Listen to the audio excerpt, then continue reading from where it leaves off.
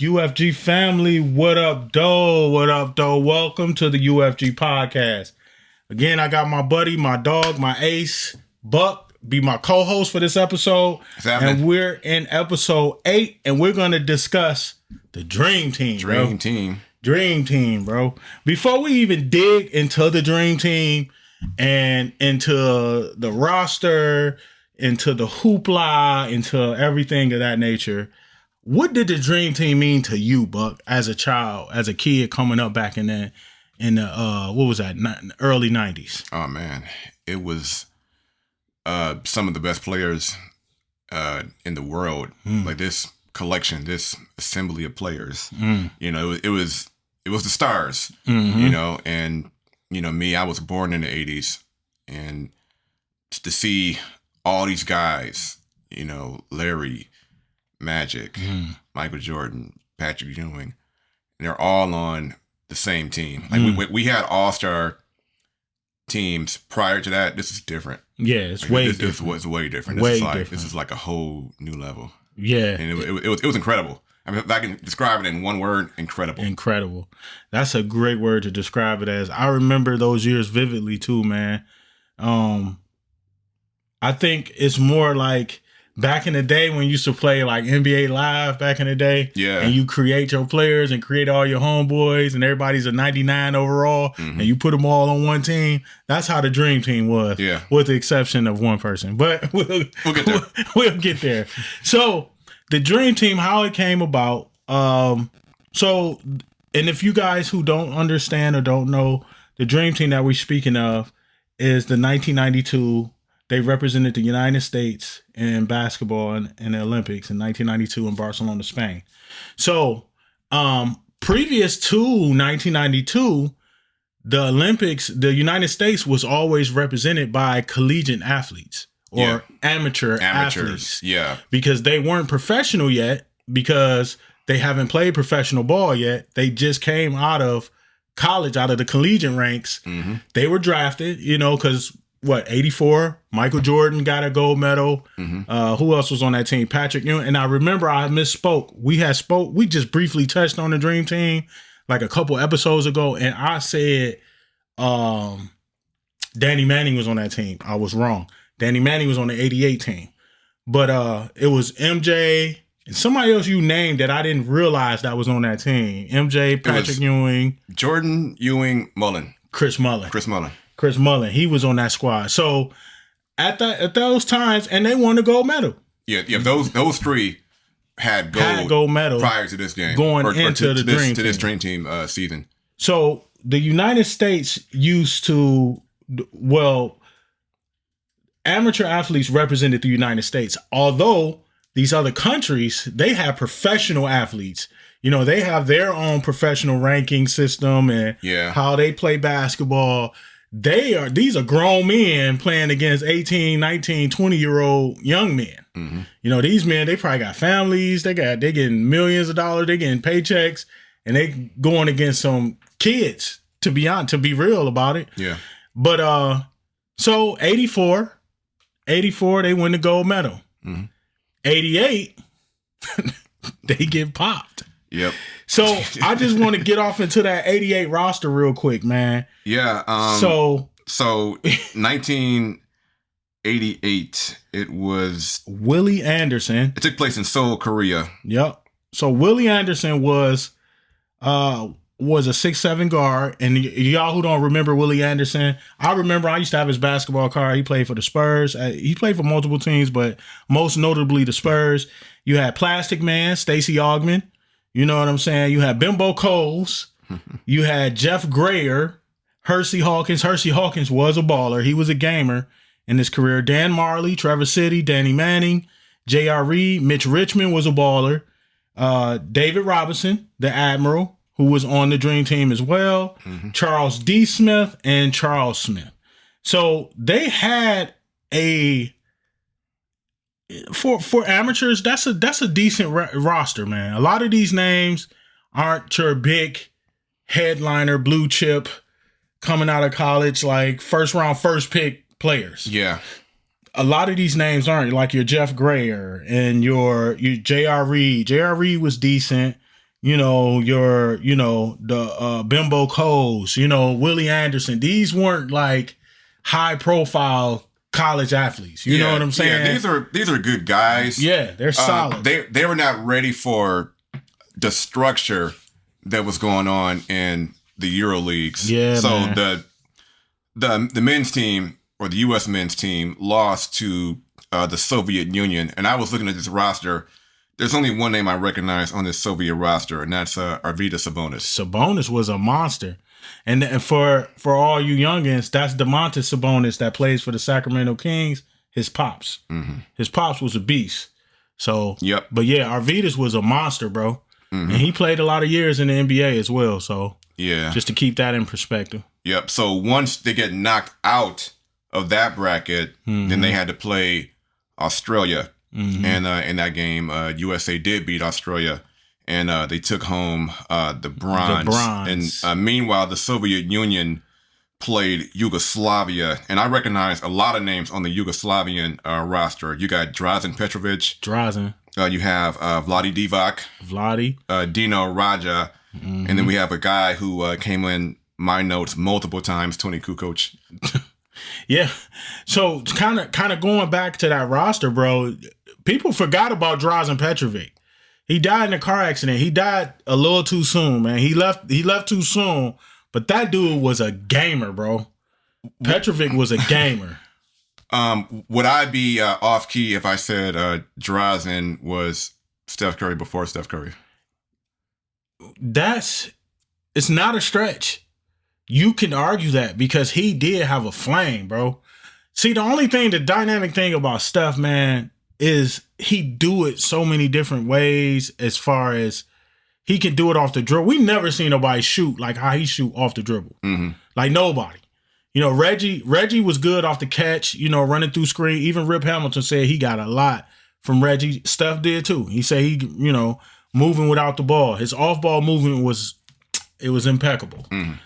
Ray Allen was a good spot-up shooter, and he was good off the ball too. But nobody shot the ball like off the dribble like Steph. Like Steph would do like some hezzies through the legs and it looked like he's just throwing it up, but he's shooting. Yeah. Because it's such a quick release. So with Drazen Petrovic, I you can argue that. That's not like you're reaching. That's not a Nick Wright. Yeah. Yeah. That's not a Nick Wright, statement or a Gilbert Arenas statement. That's legit. That's a legit argument. And he was a bucket though. He was a rival of Reggie Miller. Yeah, man. Even Reggie Miller said that he hated playing against Drazen. Yeah, bro. Drazen, man, he died in a car accident, and he died at the peak of his powers, bro. Yeah. Like he had a lot of gas in the tank left, bro. Mm-hmm. Like that dude was a monster, man. So, that's sad that unfortunate accident took him out. But yeah, bro. You ain't lying. That as soon as you named him, bro, I'm like, dang, I remember Petrovic used to be a monster, dog. Like, I remember when they used to play the Bulls, bro. I used to be when the Nets play the Bulls. I'd be like, man, come on, bro. He'll be just hitting them like, almost like a Manu Ginobili type. You know what I'm saying? Yeah, just that awkward, just a bucket, bro. Mm. But no, that's a good. So those are good names on that roster. Cool coach. And these guys. Well, they're not going to be Yugoslavia. They're going to be Croatia, but we'll get into that because there's some things that happen with that. Yeah. So now, kind of painting that picture, guys. You see, in '88, this roster that I named went up against this roster, and they spanked them, and they won the gold. So Russia. At the time was Soviet Union, USSR, CCCP, whatever you want to call it. They were the peak of the powers in global basketball at that time, as far as the Olympics go. Mm-hmm. So, but before that, kind of dating back, 1972, the USA team feels they got cheated from the. It was USSR. Soviet Union, right? Yeah. So this is like the second. Same squad. Same squad. Same squad, different players, of course, because that's 16-year difference. So, of course, those players weren't on that 72 team. Mm-hmm. And it was some mashup that happened where the United States technically won that game. Then it was something that went on. It was almost like the United States kind of put it in the modern translation from 72. It was almost like the United States won that game, and then the USSR, CCCP, whoever, they threw the challenge flag, and the refs went and were like, oh yeah, add some more time to the clock. And they put more time on the clock, and then they hit like a miracle shot, and that was it. And the United States was so ticked off, they didn't even, to this day, that silver medal is still sitting there. And you said that was in Germany, right? I believe so. So that silver medal is still sitting there, man. So they was ticked off about that. Now that's 72. So you can kind of see and then, 72, and then every 4 years, you guys get it. Teams 1 and 1 and 1. And you get down to 84, with the MJ team, they got the gold. Then 88, they definitely underachieved. Yeah, and the media were not in favor of that. Mm-hmm. They basically said that the men's team betrayed the United States of America with that loss. Yeah, man, and you know how the media is, man. The media, they love you when you're the underdog. As soon as you start winning and you the top dog, the media looking for a chink in your armor to tear you down, man. So, but that's media, and they still do the same thing today. To this day, they do the same thing, same tactics, man. So we fast forward now, after that 88 debacle, the powers that be, the International Basketball Association, which we know as FIBA.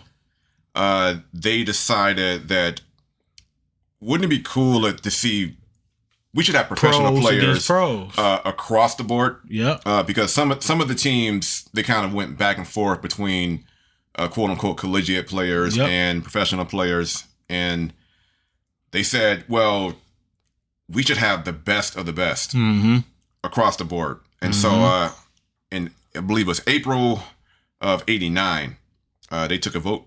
And that's when the ball got to rolling. Yeah. The ball got rolling in '89. Yeah. And surprisingly, the Americans, both the American team and the Soviet representatives were against this move. They didn't want to do it. The Soviets, I'm guessing probably they didn't want they that didn't smoke. want no smoke with that. Yeah. They seen what time it was. Because really, in that time of day, bro, who did the Soviets have over here that was really making noise? At that time, Drazen Petrovic, I think he passed away by this time, right? Sabonis was in the Sabonis was here in the Soviet group, but he went to Portland, didn't he? Yeah, he played with Portland. But I'm just saying, like, that's it though. Yeah, in terms of international players. Yeah, like from USSR. That they didn't have nobody else. Mm. You know what I'm saying? So, but anyway, then it was Marciulionis from Soviet Union. Sarunas Marciulionis. He played with Golden State. I don't know if he played, but I don't even want to, But David Stern was thinking like, how could that benefit us? And he's looking at it from a businessman perspective. He's the commissioner of the NBA. Yeah. So his thought process is, how can I generate revenue for these owners, for this league? You know what I'm saying? That's his job. Is it in our best interest, right? To have our guys playing over there? What if they get hurt? Summer? What if they get hurt? This is the time. It's an 82-game season. It's an arduous season. It's a long season. Okay, what if he gets hurt playing overseas? Mm-hmm. What if some, international terrorist thing happened or something? What if something, you got to think about these things. You can't just be like, oh yeah, let's go and play in USSR. No, you got to really think about these things. Mm-hmm. So David Stern was on the fence at first. And at the time, David Stern was the NBA commissioner. Right. So he was on the fence at first. He really was trying to look at it from, okay, how is this going to benefit the NBA, the players, the brand? Mm-hmm. He's thinking like that. So, as you said, the vote in '89 got the ball rolling. And as they continue, and wasn't Rod Thorne on that board too? Rod Thorne, Rod Thorne was there. Yeah, so Rod Thorne, he was GM for the Bulls for a period of time, and then he walked away or got fired. However that goes. So he was doing something under Stern, I think. Yeah, I forgot what it was exactly. Yeah, he was some sort of NBA exec. Yeah, but I guess once they got the green light, the next thing was, okay, well, if we gotta can get the players. if we can use NBA players, which ones? Yeah, let's get the top of the line, cream of the crop, creme de la creme. So the first person they reach out to, of course, why wouldn't you? MJ. Mm-hmm. So they reach out to MJ, but MJ is on the fence because he like, MJ play. It's golf season. Yeah, it's golf season for him. And everybody who know MJ know that he loves golf, bro. Like he plays 36 holes like people go bowling or something. Yeah, you know what I'm saying? Like that's his thing. So yeah, one game is 18. Yeah, he playing two games. Yeah, like there's people who sign up for like 9 holes, which is half a game. Half a game. He playing 36 and then go play a 48-minute basketball game on a professional level. Mm-hmm. So MJ, do you know he like he said in the doc, I don't know if you all ever seen the documentary of the Dream Team. MJ stated like he knew once he heard the decision was made to yes, we can put professional players to represent the United States in the Olympics. He said he was thinking of excuses not. Like, don't ask me. Right. Please don't ask me. I don't want to do this. I don't want. And then, think about him, as on that platform, as that kind of athlete. He just won 2 rings back to back. Mm-hmm. They're working, well, later on we know he gets 6, but, he's coming off the back to back season. They just beat Shrug here. They just beat Clyde. Clyde was a threat. Yeah. Yeah. Well, when they asked him, he only had 1. Yeah, right. When they asked him, because that was at the beginning of that 92 season. Yeah. That's right. So at this time, you got to think about it. If he says no, and he represents so much, you know how people gonna ostracize him. You see how they did him over the political thing. Right. Wanting him to be a politician when he's like, look, I'm trying to focus on my craft, bro. Mm-hmm. So, but anyway, MJ was like, look, who gonna be with me, man? Yeah. Who gonna be with me? He already got a gold medal, so it ain't nothing for him to just be like, I can pass. Yeah. You know what I'm saying? He got one as a amateur. Mm-hmm. He got a gold medal. He's already got one. He already got one. So it's like, so he could say, I've been there, done that. Right. He could just be like, whatever. Y'all find somebody else. Yeah. So Rod Thorne has a relationship with MJ because he was formerly on the Bulls staff on the administrative side, some shape or form. I want to say he was like, he wasn't the GM because that was Jerry Krause. He was something on the Bulls side. He did something for the Bulls. But anyway, neither here nor there. He already had a relationship with MJ. MJ like, hey, you better bring me some players. Y'all better get some players. So now they get to work. Then they call up Magic.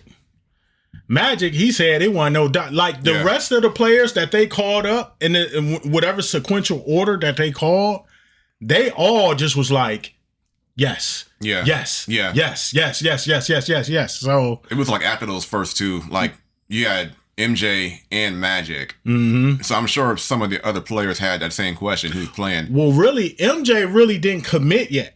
Remember, he said he didn't commit yet. So they went and grabbed Magic and then Bird.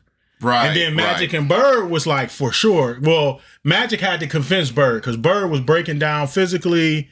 He was at the end of his career and, his body was betraying him. Yeah. You know what I'm saying? So he had to convince him. And getting into Magic, November, whatever, 1991, that's when he announced the HIV. He made the HIV announcement. So yeah, that was at the beginning of that season. They did the selection in September of 91. In November of 91, which is 2 months later, Magic had to retire. Yep. He announced, and that was at the beginning of that 91-92 season, which was a great season. Mm-hmm. So you think about it, at this time, if we, kind of pan back, AIDS, HIV was a very new thing back then, early 90s. So people were cognizant of AIDS. They knew, it was rumors that, you get them from gorillas, and it was so much like smoke and mirrors with AIDS and HIV. So people thought that if you have HIV, then you have AIDS. But it's like HIV is the virus that leads to AIDS. AIDS is its own full-blown disease itself that will literally kill you. HIV you still can maintain, especially if you got Magic Johnson type money. So, you know what I mean? People didn't know about HIV. A lot of NBA players, I want to say Karl Malone was one of the NBA players who didn't want to play with Magic because of that. And he was vocal about it, bro. Yeah. He wasn't like trying to, Karl Malone is a very vocal, like straight up, like I don't care, matter of fact type personality, man. Yeah. Like he's one of them type cats, man. So. Yep. Yeah, because he played, even though he was quote unquote retired, he was voted into the All-Star game. Into the All-Star game. That was like a last hurrah. You gotta think about it too, man. As much Magic done for the sport, I don't think Magic gets what he's deserved even to this day. The way people just leapfrog LeBron over Magic as the second GOAT or in the GOAT debate, which that episode is coming up very soon. We're gonna have a GOAT debate episode. A lot of people just gloss over Magic. Like, dog, I don't think Magic ever really got the credit that he deserves. And a lot of that is the stain of the HIV. Yeah. I feel like that HIV stained, not to say his legacy, but now when you talk to these NBA aficionados, these brains, the Nick Wrights and all these other guys who are statisticians, they sit there and, this stat makes him the GOAT. He's the GOAT because of this stat. Shannon Sharp and all these guys, they just gloss over Magic. Like, do you know what he did for the sport? Right. Like, Magic really lifted up, like, what do they say? They say Magic and Bird saved the NBA, bro. Yeah. If it wasn't for that, that was a black and white thing back in those times where racism was kind of dying down on a public scale. Because we know it's well and alive today. But back then, it was crazy back then in the 70s and 80s as far as racism go. Yeah. Yeah, I don't like to use certain analogies, but sometimes it just fits. Yeah. If you're talking about like a chessboard, if you say that Larry Bird is the white king, I mean, the black king's got to be Magic. It's got to be, if we're talking bro. about the 80s. Yeah. It's got to be, bro. And they saved the NBA. That rivalry, the Lakers and the Celtics, that rivalry was it. Showtime basketball. Look what Magic did. You know what I'm saying? Like, it's just so... I felt like that when they voted him into that All-Star game, although he didn't play that season, and it was a lot of controversy over that. Yeah. Because of the HIV. Yeah. It's like, if he sneezes on me, will I get it? Everybody if he was touches ignorant. the ball and then I touch the ball, will I get it? Sweat, like how, you know what I'm saying? So it was really because people didn't know. Right. You know what I'm saying? So in certain people's defense and in Karl Malone's defense, he didn't know. He didn't know how this disease reacts to the human body. Nobody really knew. Magic didn't even know. And he had it. So it's like, all right, you know what I'm saying? But it was fitting that Magic hit that. Like, he hit the last shot. I don't think it was the game was on the line or nothing. I think the West already won it. It was clear cut, the West game at 92 All-Star game. But it was fitting that he hit the like a fadeaway 3-pointer over Isaiah Thomas. So it was just like, all right, that was cool. That was cool for Magic to get those flowers before he dipped out. And then, so now you got Magic that committed. Magic said, yeah, no doubt. He convinced Bird. Bird like, hey, my body breaking down. But he like, yeah, no doubt. Then you got David Robinson, the Admiral. He's patriotic. He went, and then you got to think. David Robinson wants some get back. He want his lick back. He was on that 88 team. Right. So he want his lick so back. He's got that bronze. Yeah, he like, man, forget this bronze. Right. So you got David Robinson. He's patriotic. He went to Navy. He went to the Naval Academy. Yeah. He enlisted into the Navy and went to Naval Academy, played basketball, and got drafted. Yeah, I think he was... they called him an admiral, but I think he was like Lieutenant JG. Yeah, he was... I don't even know the Navy ranking system outside. I think they got like sergeants, they got seamen, they got... I only know because I watch Star Trek.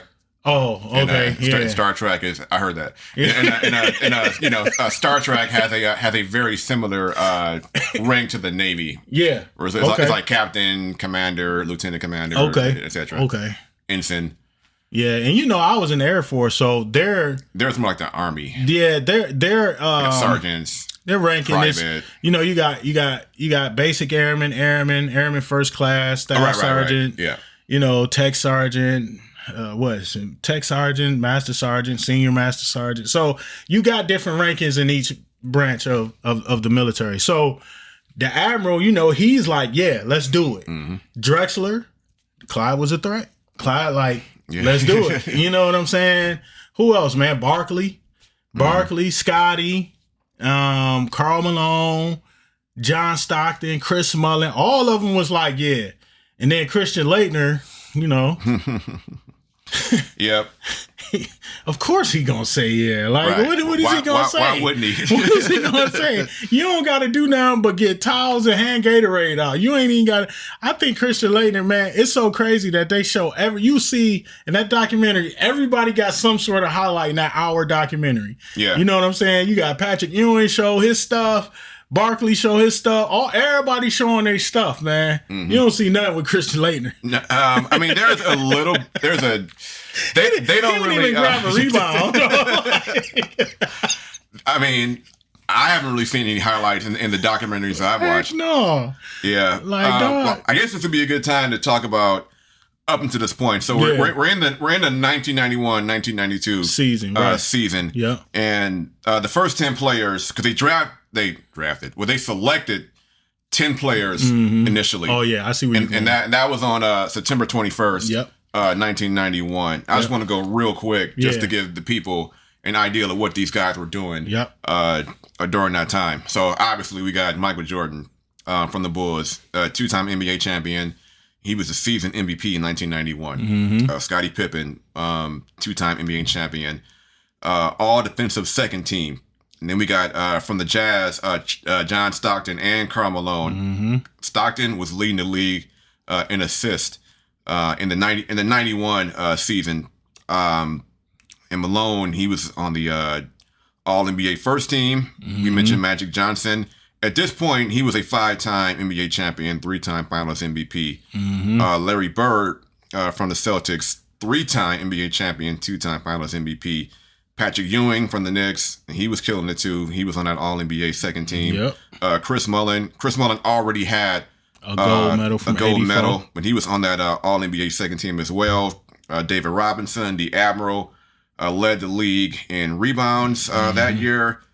Charles Barkley, he was All-NBA first team. So those are the first 10 that were selected. Now, fast forward to May 12th of 1992. At this point, the season is over. So, all right, we need 2 more guys. And then remember that in that season, the Bulls played the Blazers, and Clyde Drexler was that runner-up. So why wouldn't you get the runner-up? So he was he was on the 92 All-NBA first team. And they said that, well, we're going to honor the previous collegiate by getting one college player, and that happened to be. It should have been Chris Webber, dog. I don't care what nobody say. Yeah, well, I want to ask you about who do you think should have went on it, but Christian Laettner, Duke University Blue Devils, 2-time NCAA champion. Coach K was the assistant coach. I'm getting into that too.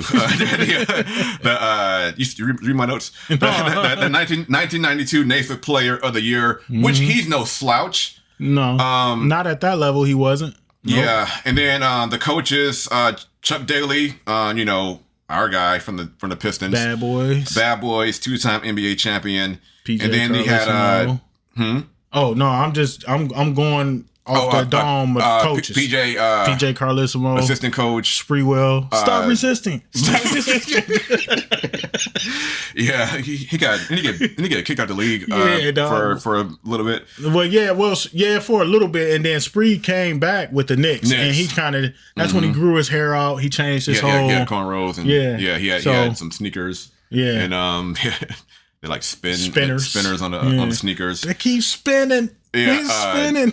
Lenny Wilkins. Yep, Lenny, assistant coach, and Hall of Fame coach. You already mentioned Mike Krzyzewski. Yep, Coach better K. known as Coach K. And he was 2-time Coach of the Year, and he was Christian Laettner's head coach. So there's a lot of people who say did that. Leitner stay there 4 years? My bad. I mean, did he stay there 4 years? I believe he was a senior. Yeah. I think he did. I'm just saying that to highlight the relationship with Coach K and Christian Leitner. Yeah. You know. Yeah. So. It is argued that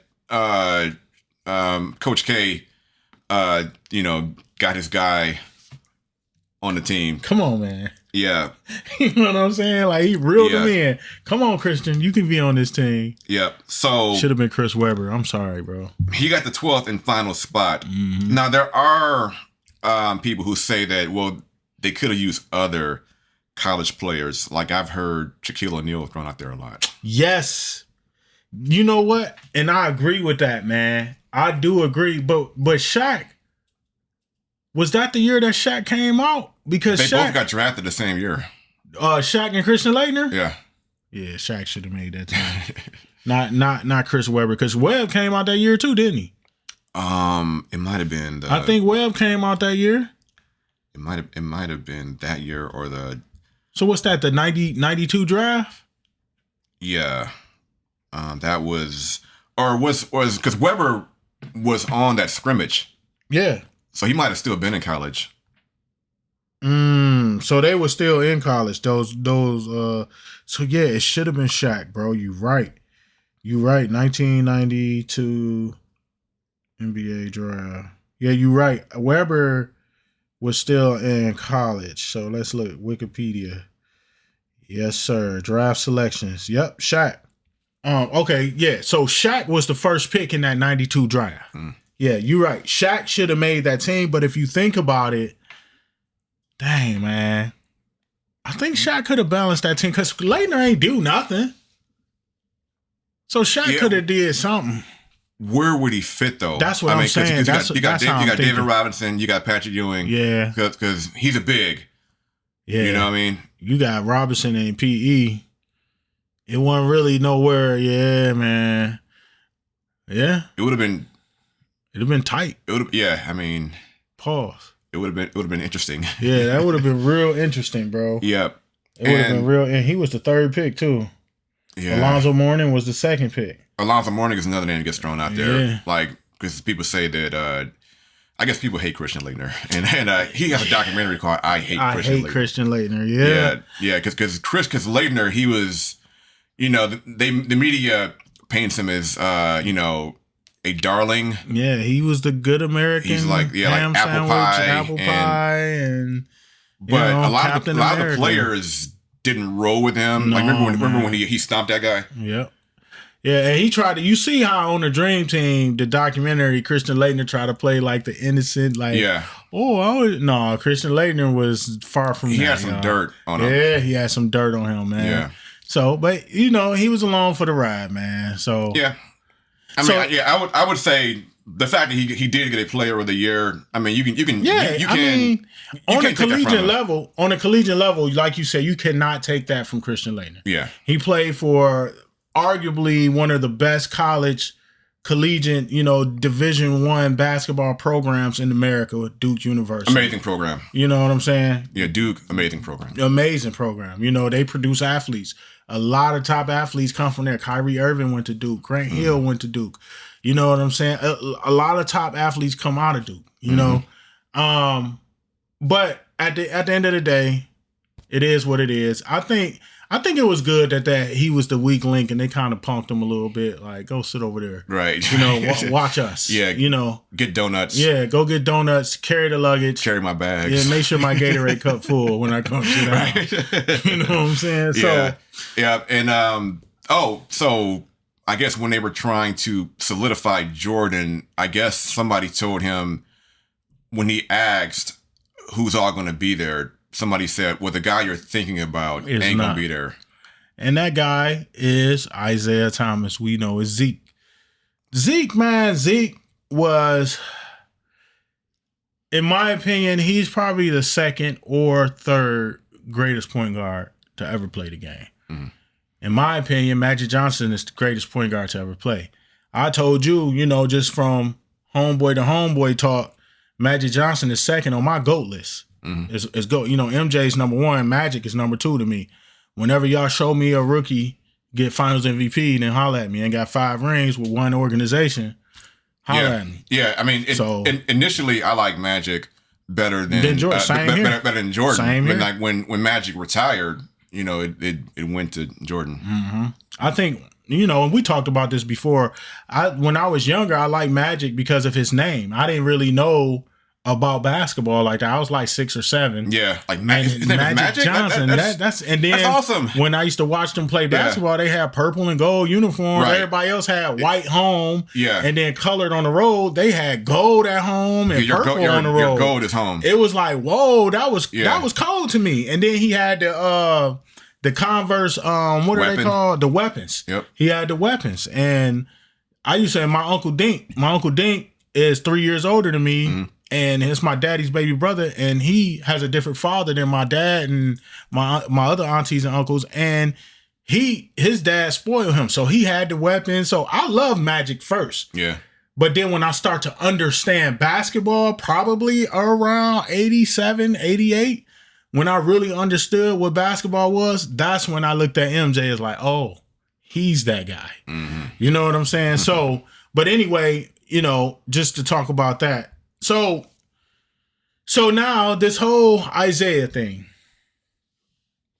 Zeke was really qualified for the job. He was qualified. A lot of people like to argue, well, he shouldn't have, you know, Stockton shouldn't have been on there. If we put stats to stats, yeah, Zeke got him beat. You feel me? Like, you know, but Zeke did not have no chemistry. It was no other Piston on there.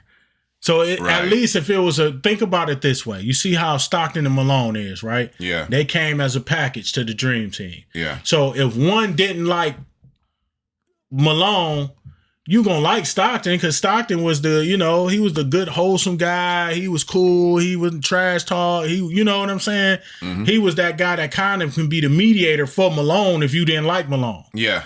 But Zeke likes Pippen and Jordan. I'm just about to say that. Yeah, you know what I'm saying? If you can't two stand, boys, two Jazz members. If you can't stand Pippen, then Jordan can be that mediator. Like, look, man, Larsa was just whack, bro. Don't even worry about it.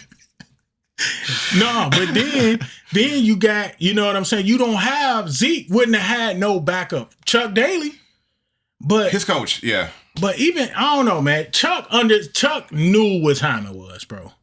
Chuck was disappointed. You can see in that interview, right? He was disappointed because he said he was qualified for it.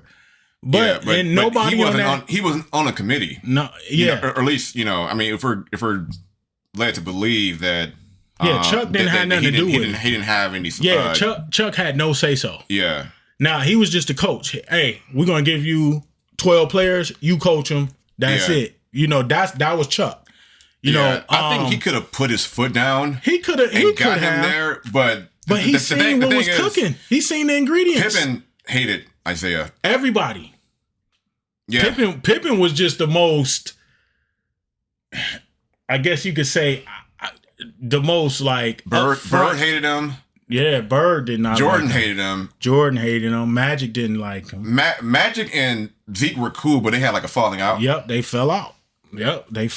And Malone knocked him unconscious. Gave him like 52 stitches. Yeah.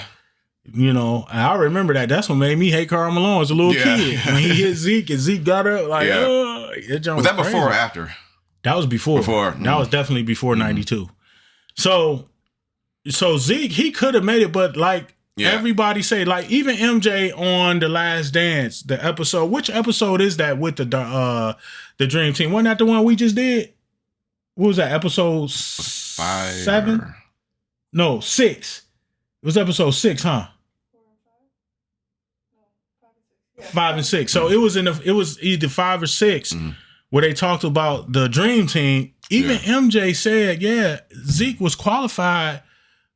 But the chemistry, dog. Yeah. That chemistry would have been off, bro.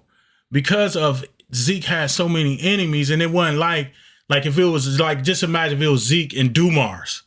Dumars could have been that mediator, like kind of smoothing things out. Like, come on, let's bring it together. Because Zeke was a clear hothead. He was just, he was crazy with it. You know what I'm saying? And he was, I'm gonna just put it out there, dog. Zeke was kind of dirty, bro. Zeke was like a Patrick Beverly with skills. Like not not to say Patrick Beverly don't have any skills. I know what you meant. But, I'm talking about elite skills. Yeah. Like prime point guard, like top of the league guard skills. Yeah. Yeah. He was like that. Yeah. But without so much defense, I don't know, bro. I don't know. That would have been too many. Like, to bring in Thomas and Dumars, I mean, I'm sure it would have been great for Chuck Daly, but, like, you got too many guards at that point. Yeah. It was 2 guard. But the dream team as constructed that we know of, we could have all played the Shannon Sharp game. And if, Skip, if. We can play that game all day long. We can play that game all day long. But the fact of the matter is, the way the dream team is constructed was perfection. Yeah. It was balance. It was chemistry. It was perfection. And they thrived off of that. So I think, because Barkley was really the wild card. Not as far as talent, but his mentality. Because remember, he got some off-the-court issues. Barkley on the microphone he was an animal. A mess, yeah. He was an animal. He was like, I don't know who Angola is, but I know they're in trouble. yeah. But he had some off the court issues previous to that, man. Yeah. Remember when I think he spit on like a cameraman or something. He was wilding, bro. Like Barkley was wilding, and he had a commercial that said, "I am not a role model." Not a role model, right? And that, to me, that's dope because he's like, a lot of times these days now, you got these athletes that have platforms and they have riches and they have the prestige and everybody's yes man in them and kissing their butt and all that. Yeah. And they think they're philanthropists now. Now they're so smart and now they're this and now they're that. It's like, no, you're not. You're a basketball player. You're an athlete, okay? You might be good at other stuff, but you're an athlete, bro. There's nothing wrong with venturing off and finding different interests along the way, but don't sit and act like you Jesus Christ himself because you rich and everybody's saying yes to you. That's the stuff I don't like. You know what I'm saying? Just stay in your lane, bro. Yeah. Ain't nothing wrong with that. So anyway, this dream team was cold. So one of the, I want to bring this up. So we're going to, for all my people that's visually watching, we're going to take a look at the Trophy Room 7s, which pays homage to this. As you can see, it says new sheriff in town in the camera. In the lid of the box, it has the new sheriff in town. So, and this is a reason Buck said this, so I'm going to steal this from you. When people say, why you keep your shoe boxes? This is why. This is why, bro. This is why. So then you got the shoe, the beautiful shoe. Here, I'll give you one, Buck. Oh, yeah. And I'll take one. I want to take the tissue out and show the whole shoe in the box. So then in the box, you got the stadium. Where was that? Was that that practice stadium? So you got the stadium. Where they practice? It was summer in Spain. Yeah. So shout out to Marcus Jordan. This was a Trophy Room exclusive. Trophy Room is a boutique down in Orlando that's owned by Marcus Jordan, Michael Jordan's son. And shout out to him for creating this beautiful, beautiful shoe. So if y'all can remember from the documentary, that was the yellow seats in the practice gym. And that was the practice that, I thought you was handing them to me. That was the practice. No, I don't need them. Yeah, you can set them there. That was the practice that Magic and MJ, when they was beating them, and Magic leaned over and told him, man, if you don't hurry up and turn into Air Jordan, then we gonna beat y'all. He said Michael Jordan head started steaming. Yeah. His bald head started steaming. He said his tongue went out longer. And they said, everybody in that practice said he ran off like 8-9 straight points. Boom, boom, boom. Like he was killing Clyde Drexler. Yeah. And that was the reason why it says this new sheriff in town is because what they said, Larry and Magic was sitting there talking, and then Mike came in the room, MJ came in the room, and Larry Bird was like, oh, there's a new sheriff in town. So that's really dope that these shoes pay homage to that. And this is another little thing that came with those. It's like a little coach's clipboard. for all my listeners. Just the little toys and stuff that came with it. So the teams, the red team, there's the numbers on there if you want to check that out. Oh yeah. So they got the numbers on there, the blue and white. So I'm gonna see if I can guess the numbers, bro. Read cool. The numbers off. Well, obviously number 9. Yeah, we know MJ, number 9. Number 7. Number 7. Number 7 was Larry. I feel like it was. Are the answers on here? Yeah, Because I don't remember all the answers. Yeah, so because I think like it was either Larry or Malone. It wasn't Magic 15. Magic was 15. I don't remember all the numbers. Yeah, I don't know. I'm like, yeah, test me in. I don't know. But yeah, why are you finding that? Yeah, 1992. Yeah, so Jordan wore number 9 in the Olympics. I'm gonna show that to the people. He got the medal with the number 9 on it, and the Olympic 7s. I also had the 9, but they kind of replaced it with the I was okay with the gold. So I was right. Number 7 was Larry Bird. Okay, I keep going. Number on the white team, number 11. Number 11. I'm gonna try not to look. Number 11 was it Karl Malone? Yep, Karl Malone was 11. Number 6. Number 6 was, I want to say Patrick Ewing. No, Patrick was 5. Who was number 6? It was Patrick Ewing. Okay. Dang, I thought he was 5. David Robinson was 5. On the blue team. What about number 8 on the white team? 8 was Scotty. I'm looking now, bro. Okay. Scotty. 14. 14 was Charles. Okay, 13. Mullen. And 4. And Christian Laettner. Okay. Yeah. Yeah, I need some donuts. Yeah, right. Make sure my Gatorade is cold, rookie. So that's actually what we were looking at right there. So for all my I like these. My viewers. Yeah, I didn't. I disparaged the 7 a little bit, but I like these 7s. Yeah, so these are cool, and this one on the back where the logo, it's got the trophy room insignia. Okay. Oh, now I know that one has the 9 on it, right? So, and it's like an upscale quality. It's that good, really good suede.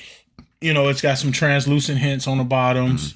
You know what I'm saying? It's got the gold accents on the Jumpman and the gold aglets on the shoelaces. And the laces are that good high material laces. So these are very dope, bro. I only wore them once or twice maybe since I had them. And then it says something. Yeah, it said under the tongue, behind the tongue. On this one, it says new sheriff in town. I don't know if you can read this one that. too. And both of them. So they say new sheriff in town on there. So yeah, because they were saying that Magic didn't want to give up the 80s thing. His powers, man. Magic was that guy. You know what I'm saying? You got 5 championships, bro. And you still got gas in the tank, but the unfortunate HIV, Yeah. So yeah, I'm glad you brought those out here because after all, this is universal foot gear. Sneakers, bro. Yep. That's what we about. Everything that we talk about revolves around sneakers. And I know you guys are like, where was that link that you sent me, bro? I got it right here. Yeah, bro. I knew you would. Let me pull it up too. Here it is. I got it too. It's on nicekicks.com. Yep. So now we're going to transition, just since we're talking about kicks, we're going to transition to the kicks that they were, or basketball shoes, not tennis shoes, sneakers.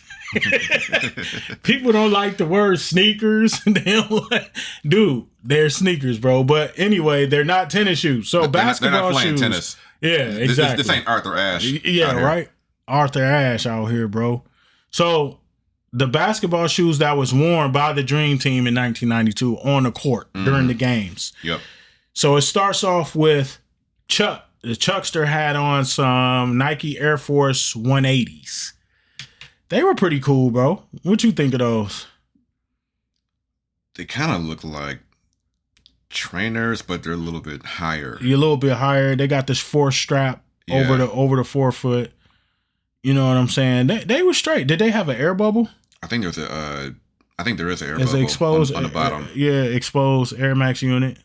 And then you had so we move on to Bird. Bird had on some Converse Birds. They just named Converse Bird. Yeah, with number 7. Number 7 on the ankle. It's got Con spelled out CONS. And then you got Clyde. Clyde wore some Avias. Avia Arc. Yeah, So, we don't talk too much about Avia on this show, but they still exist. They still do exist, man. Not that, just like, Lei Ning and who else? Anta. I think Lei Ning or Anta signed Kyrie Irving. He with one of those. Yeah. So yeah, the Clyde Drexler Avia Arc, and then David Robinson. He had some Ballistic Force, Nike Air Ballistic Force. Them look like their boots, soldier boots. They got an exposed Air Max unit on them with the strap. So they're basically the 180s that Barkley was wearing, but high. Yeah, I guess if you're 7 foot tall, you kind of need them. Yeah, bro, you need that support, man. And then PE had his own shoe. Everybody should know that. The Patrick Ewing Eclipse. Mm-hmm. He always rocked his own shoe. He ain't never waver, bro. Mm-hmm. He stayed with Ewing's. And then Malone had LA Gears. LA Gear Catapult. Them muds is trash, bro. I'm sorry, man. And then Christian Laettner, he was wearing Hirachis. Yeah. The Fab Five joints. Magic had Cons. Yeah, he had the Magic Johnson, Converse. He had his number on the side. 15. On the ankle, the 15. And then it looked like his signature on the back. Or is that, that say Magic on the back, like above the ankle, above the heel, And then MJ, of course, had the 7s, the Olympic 7s with the 9 on the back. And Mullen had on some Air Flight lights. Pip had on some Air Flight lights with his number on the back. Mm-hmm. And Stockton wore the Ballistic Force, the same ones. He wore the boots. He wore the work boots. He's a point guard. Same as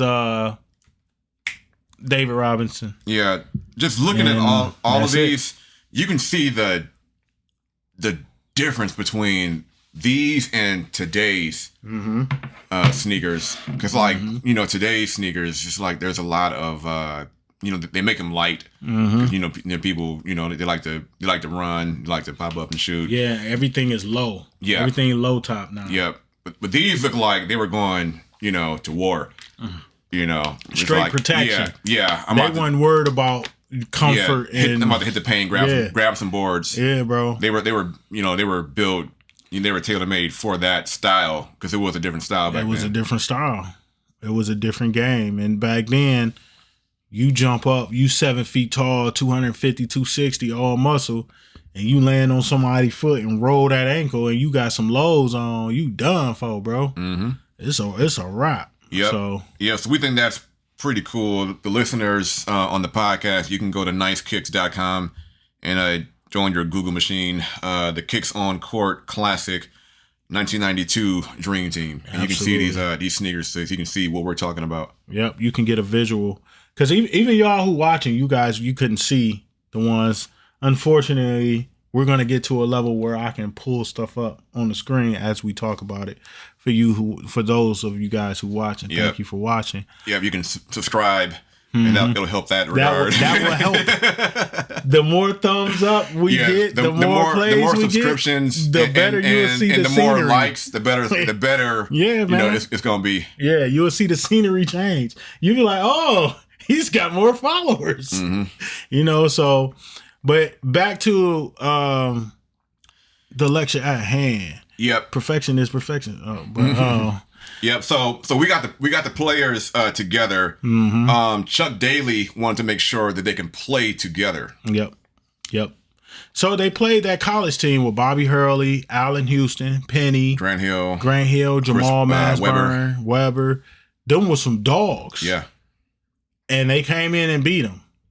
Now, we know that.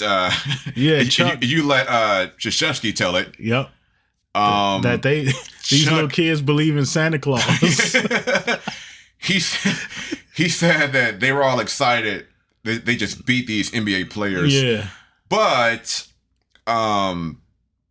Coach Daly didn't play he shaved Jordan points. that much, and he did it on purpose. Yep, he shaved points, bro. He did like my man on Blue Chips. What was his name? Tony on Blue Chips. Oh no,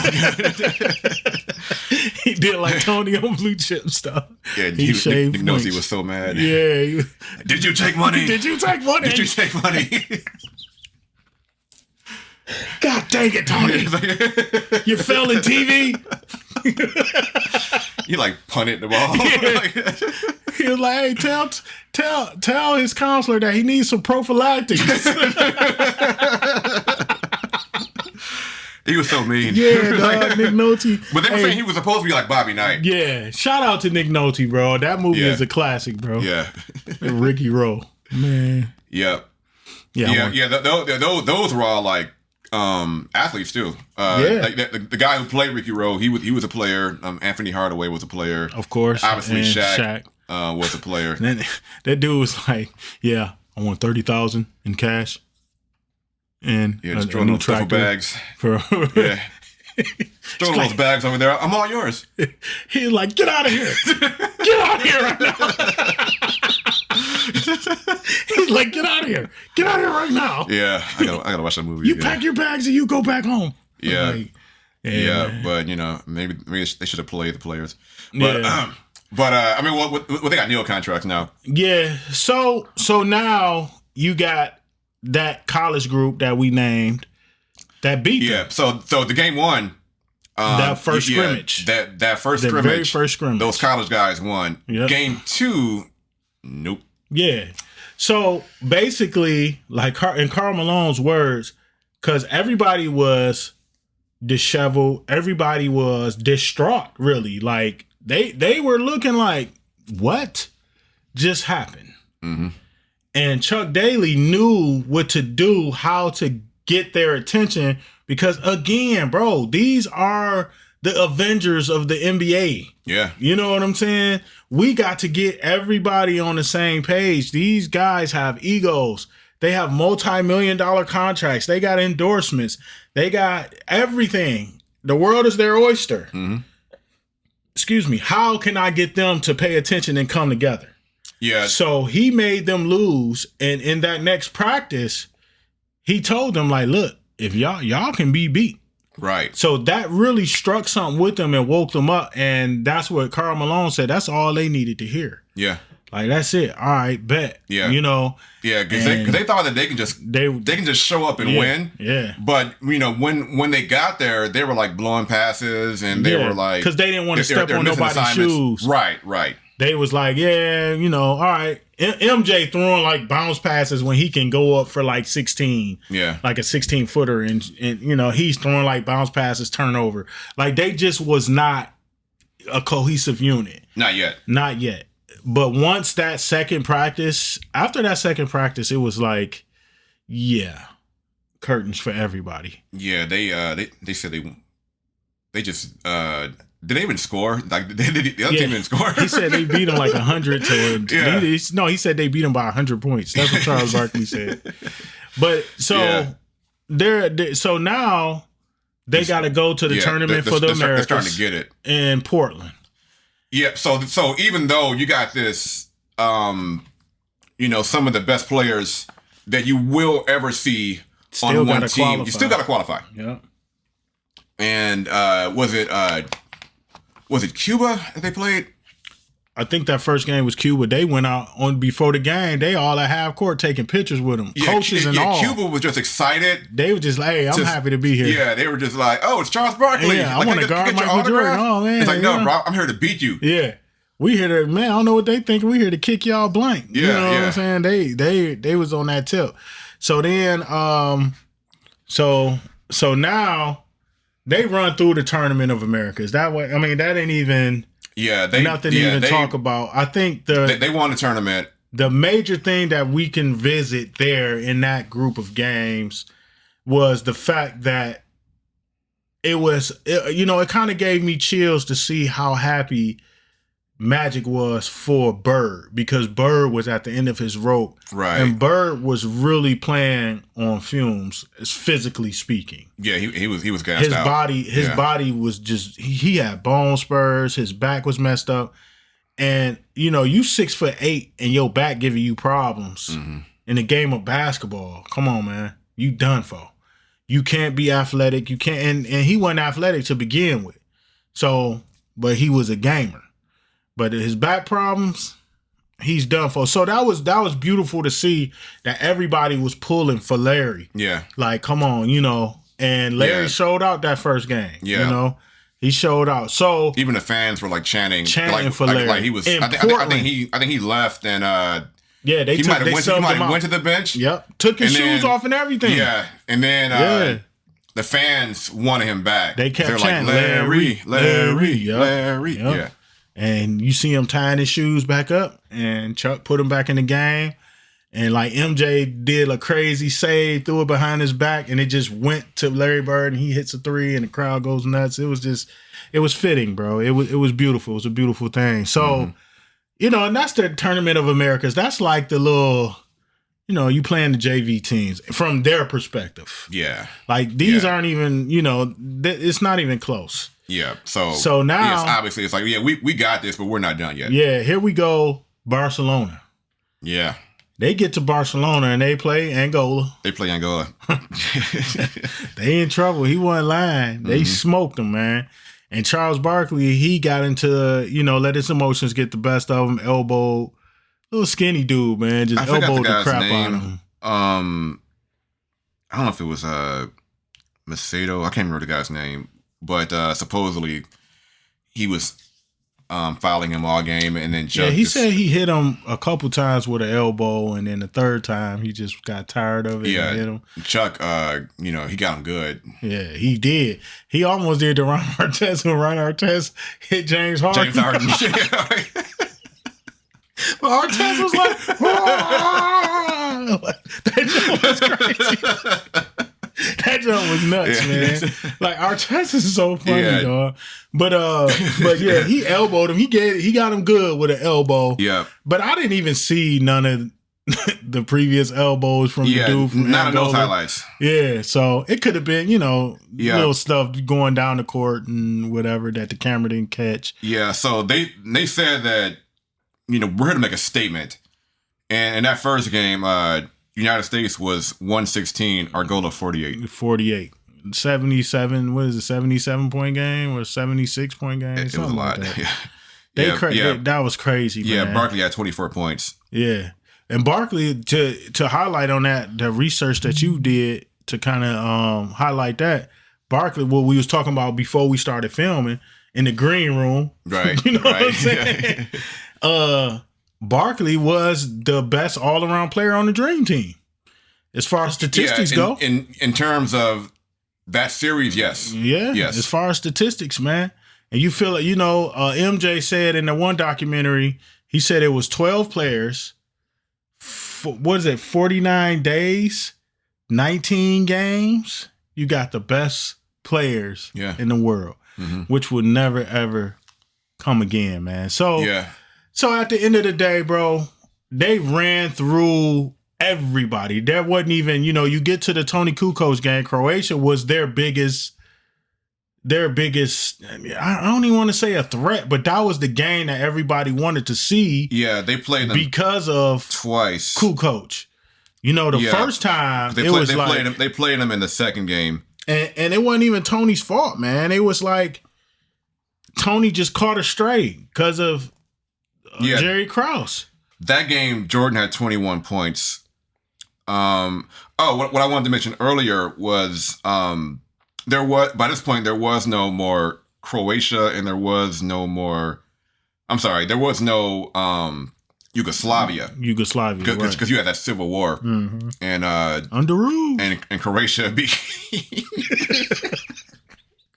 and Spider-Man and Croatia from the movie Civil War. Yeah, Croatia was like, oh, we don't want to be Yugoslavia no more. Yeah, and because if you notice, when you look at that roster, it's Croatia, it's not Yugoslavia. So Vlade Divac is not even on that team, and because Vlade Divac is Serbian, and the USSR got broken up into like Russia, Ukraine, Lithuania, and so I believe Arvydas was on that Lithuanian team. But LaMelo Ball. Yeah.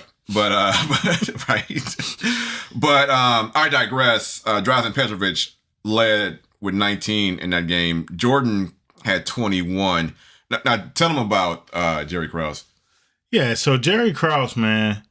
Jerry Krause is sitting here. You got 2 championships. You on the brink. You got the core still, man. You got that core. Horace Grant, Scottie Pippen, John Paxson, B.J. Armstrong. You got Craig Hodges, and of course MJ. You know, you got the core together. Bill Cartwright. You got this core. Phil Jackson.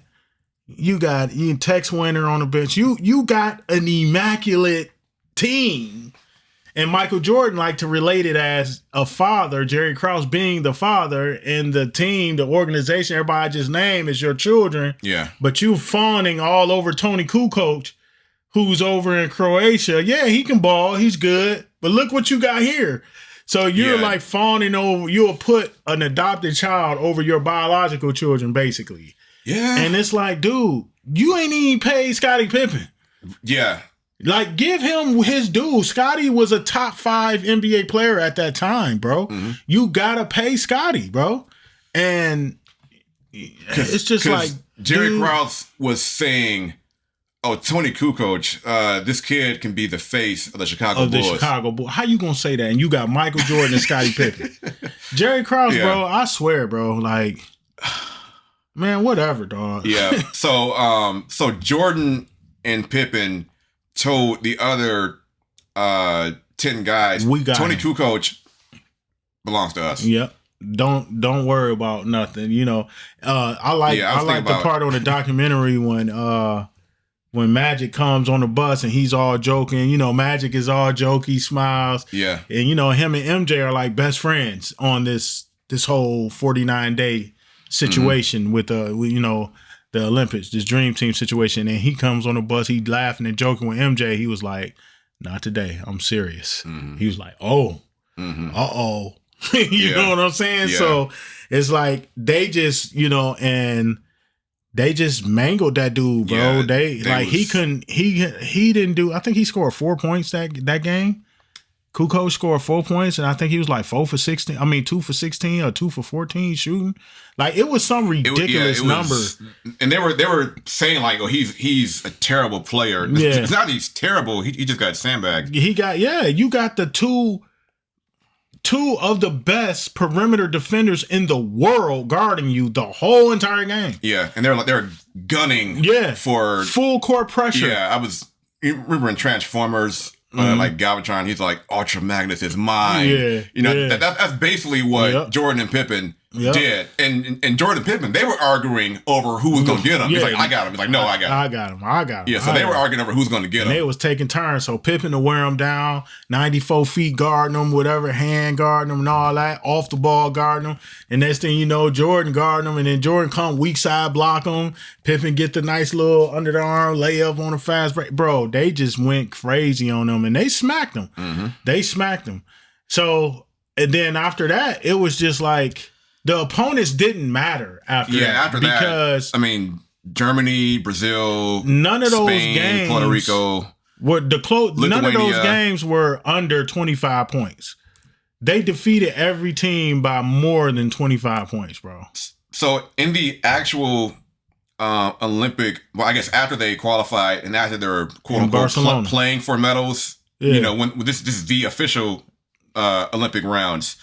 They played 8 games, won all of them, and they had an average lead of 44 points. Yeah. So, but the final score, none of them came. I think the lowest was 29 points. The lowest final score in Barcelona. It might have been that last one against Croatia. And that was 31, like 32. Yeah, 31, 32 points. So it was like they was killing. So dudes. I mean, Croatia was their biggest competitor, but some of these other like differentials, like they beat Spain by 41, they beat Brazil by 44, they beat Angola by 68. You know what I mean? Angola in trouble. Yeah, so it was like, after those scrimmages And after playing against each other, the white team against the blue team, once they figured it out, they had it. Yeah. And then once MJ, new sheriff in town, and everybody on the team was like, yeah. Nobody argued. Nobody was like, nah, man, this dude. Everybody was like, yeah, he that guy. You know what I'm saying? When you that guy, you that guy. You don't have to tell other people you're that guy. You know what I'm saying? You don't have to say, oh, yeah, I beat the Warriors, so that's what made me the greatest player of all time. You don't have to say that when you're that guy. You know, other people say it and other people acknowledge it. Yeah. You shouldn't have to pat your own self on the back, bro. When you really the greatest and you really the GOAT at anything, you the GOAT artist, you the GOAT, artists like drawing or painting, or you the GOAT fashion designer, or you the GOAT musician, or you the GOAT comic book writer, whatever you are, you don't have to say it because your work speaks for itself. Yeah. And others will say it. Yeah. You know what I'm saying? Yeah. So once you say what you are, you're disqualified. That's not, it's good to have confidence. Yeah. Tell yourself that, but to announce it to the world, you're disqualified. You disqualified yourself, bro. Yep. And Larry Bird and Magic Johnson were captains. They wanted Michael Jordan to be a co-captain, but he was like, nah, got class. Magic, Larry, they got it. Yeah, and you got to think about it from Jordan's perspective. He knew he was that guy. He knew he could have took it. He knew he wanted it. He could have took it. He just won back-to-back championships. He on his way to three-peat. He wanted, that was a goal because they didn't do that. They haven't three-peated. You know what I'm saying? So he like, I want a three-peat. Yeah. So now you got that. And then Magic is, HIV, that whole thing. So he not coming back in that 92, 93 year. Then you got Bird. Bird was returned. Bird was broken down by that time. Yeah. So now you got these two. Hey, let them have that. You know what I'm saying? Yep. I'll take this. Yeah. Hey, exactly. Yeah. Let them have it. I'll take this. So, but yeah, man. So then they win the gold medal. And USA gold, Croatia silver, Lithuania bronze. So it's flip-flop from 88. From 88. Yeah, so, like if we're counting Lithuania as USSR, they flip-flopped. Yeah.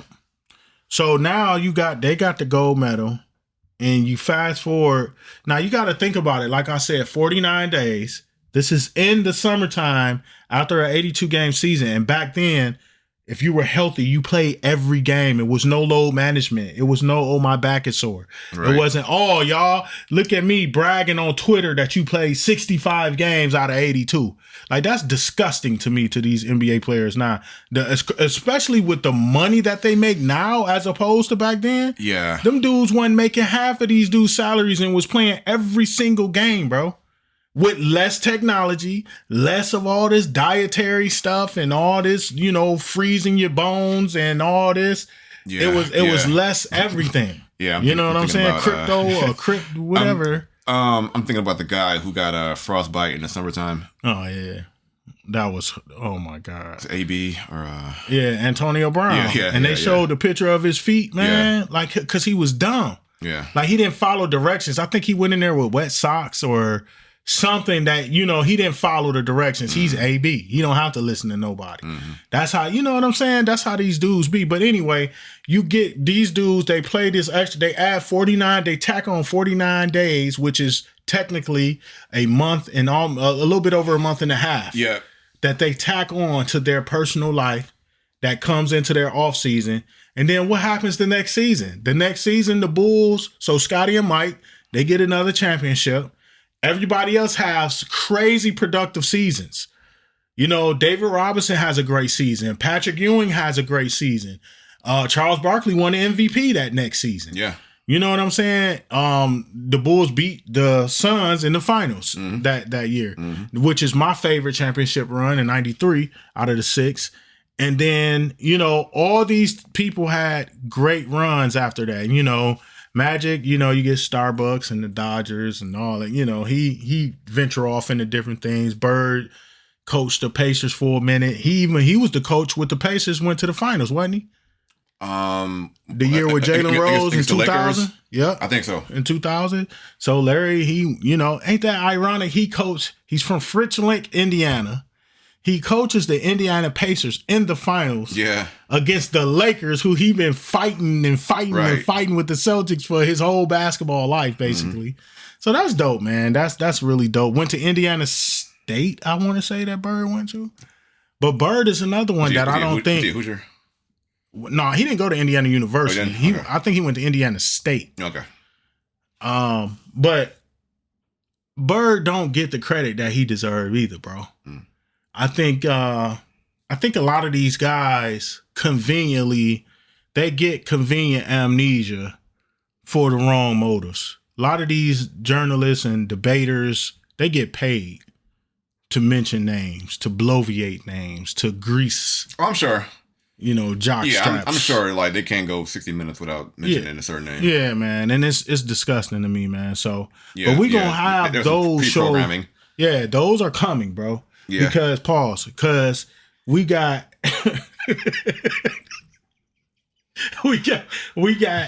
we got stuff in the chamber, bro, of hot takes that y'all thought that was the smartest thing to say at a certain time, but it didn't age well. So we got those coming up, man. I got a few. Yeah, I know you got a few. I got some too, man. So anyway, so that'll do it, man. That's going to do it for our Dream Team episode. We hope we helped y'all really appreciate if you lived during that time period. We hope that we helped y'all appreciate what was going on behind the scenes. Because a lot of those games, bro, like me and you were talking in the green room, which is my couch. Right. We were talking in the green room like, hey, I remember back in the day, I was 13 going on 14 in 92. So I remember that summer staying up to like 3 a.m. to watch some of them games because, the time difference, because they on the other side of the planet. Yeah, Barcelona, Yeah, so the time difference, I think it's a 12-hour difference from the United States Eastern Standard Time than it was from that. I don't technically know right now, but I'm just saying, I remember them games coming on like 3, 4 o'clock in the morning. Yeah. And I would set an alarm to get up and watch them and try to watch them. I missed a lot of them, but I would try to watch most of them, man. Yeah, my parents would like, go to bed. Yeah, right? yeah, my mom too. I would sneak and stay up, man. Yeah. But the funny thing about mentioning that, the Europeans had the best access to that. And we know that there were a lot of future European players who watched that. Yeah. And like Dirk Nowitzki. That's a good point, man. A lot of those guys over there, they say that, Manu Ginobili. Wasn't that Barkley who said he talked to all of them? Mm-hmm. Yeah, Barkley said that. He talked to Ginobili, Dirk. I think Argentina, but, that particular region. Yeah, but just being that the Dream Team made basketball a global phenomenon. This did wonders for the sport, for basketball in general. Yeah, for the sport.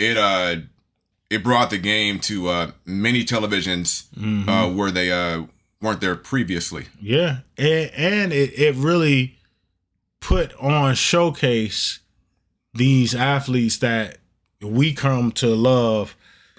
Like Charles Barkley, like Patrick Ewing, like Magic, like Bird, like, Chris Mullin. Like these athletes was on full showcase and like showing what they can do. You know what I'm saying? So, but like Barkley said, he said Dirk, he said Tony Parker, he said Manu Ginobili.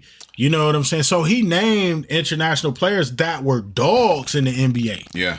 Like he wasn't just naming Darko. You know what I'm saying? Yeah. Like a human cigar. They want I just real quick, bro. You know how my mind think. I seen a reel that somebody was like, "Yeah, did y'all know Darko really can play ball?" Like when we drafted him, bro. Don't talk to me about Darko if you're not from Detroit.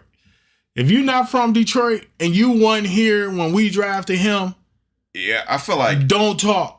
If that's the case, then why didn't Larry Brown use him? Man, exactly. I mean, even if Larry Brown didn't use him, but once he left Detroit, that was my thing. He went to Orlando. Oh, Larry Brown's not letting me play. Yeah. But when you go to like Timberwolves, I thought he went to Orlando, but it could be the Timberwolves. Wherever he went, he ain't do nothing. Yeah, because Kobe complained about not getting minutes, but it's like you can't deny greatness. No, like bro. the cream rises to the top. It's gone every single time, bro. Every single time. That's why you got cats like Jalen Brunson doing what he doing right now. Mm-hmm. You got different cats doing what they doing because, like you said, the cream gonna rise to the top, bro. Yeah, and you can't stop greatness at all. Mm-hmm. So, like Kobe Bryant was not a starter. Eddie Jones was the starter when Kobe got there, when he was drafted, bro. Mm-hmm. And Eddie was a beast. Eddie Jones was a beast, man. So, but anyway, man, back to this, man, to wrap it up. We appreciate you guys tapping in with us. We hope that you guys enjoyed this episode. I know it was a joy for myself, and I know it was a joy for you, Buck. Good stats is normal, man, that you got. Great notes. And we really tried to highlight different things that probably got swept under the rug, man, that people who maybe lived in that generation but didn't watch a documentary or I didn't know that. You know what I'm saying? Hopefully we were able to bring light to that. Yeah, and hopefully we were able to entertain as well as educate. Yeah, absolutely. And then more than anything, which I love, I hope we was able to bring back some nostalgia for those who did, witness and fully competent of who the Dream Team is. And, yeah, I might get these the Olympic 7s if I can get the right price. Oh, no, the Olympic 6 is coming out. Oh, you talking about for... I seen the 6s, this summer? Yeah, I think next month. The end of either May or June, they coming out. Yeah, I seen somebody at SneakerCon wearing them joints. I want the ones that he wore. Yeah, me too. With the 9 on the back. Yeah, I want those too. The ones that he wore in Barcelona. I don't know when. The last release day of those. I'm not sure. See, I could go back into the market on GOAT and grab them. I would sacrifice that just to add them to the collect, but not if they too old, bro. If they more than like 3 to 5 years old, I don't want them. Yeah, because once you start wearing them, they're gonna start deteriorating. Because these here, it kind of reminds me of the Carmine. Carmines, yeah.